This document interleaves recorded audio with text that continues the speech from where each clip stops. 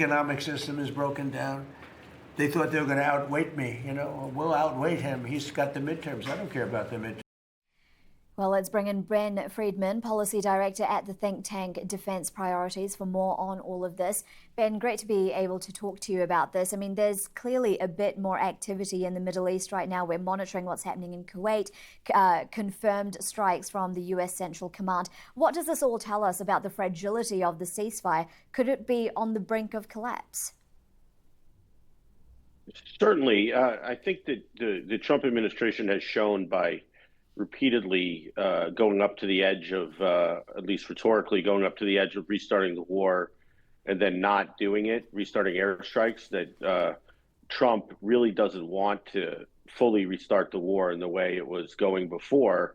But we're still in a state of war with the blockade and the U.S. counter blockade and these now second round of strikes against Iranian targets.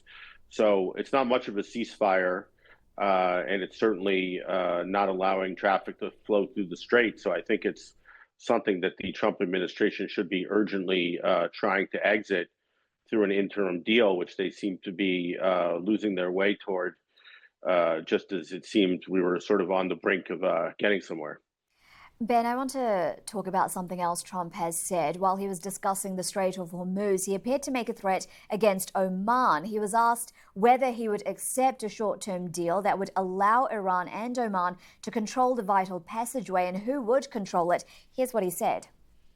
Nobody's going to control it. We're going to watch over it. We'll watch over it, but nobody's going to control it. That's part of the negotiation that we have. They would like to control it. Nobody's going to control it. It's international waters, and Oman will behave just like everybody else, so we'll have to blow them up. They understand that. They'll be fine. Ben, what do you make of that language from the president and that threat? I'm not really sure what's going on there. I mean, I think just sort of as he often does, is speaking without a lot of regard for what's coming out of his mouth.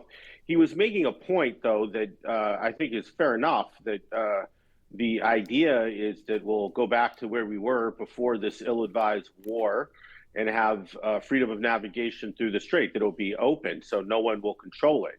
And that is a good objective to have, and I think one that we could reach if we would cut this deal with Iran that seems to be on the table. The other part of it, though, is that Iran has shown, and it's a matter of geography and military technology, not what pieces of paper we signed. They've shown that they effectively can shut down the strait if they want to.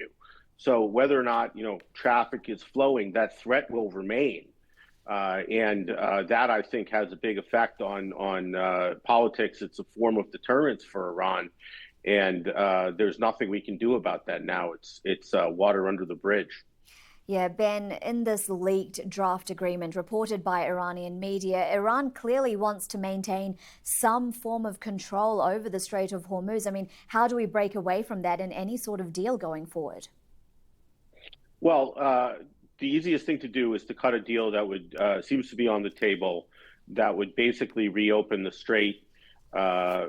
Simply, the U.S. would end its counter blockade and Iran would reopen the strait. Now, they might make some representations that they have some greater form of control over it, but the point would be the traffic would flow without being told. That would be the essence of the simple deal. And the U.S., I think, is messing that up by trying to bring in the stuff that's not going to happen about highly enriched uranium and nuclear weapons.